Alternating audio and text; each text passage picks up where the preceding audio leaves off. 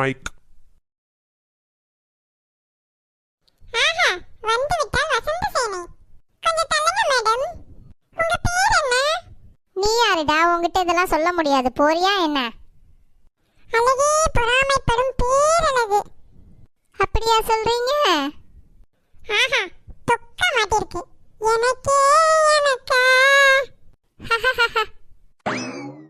உங்க நம்பர் கிடைக்குமா?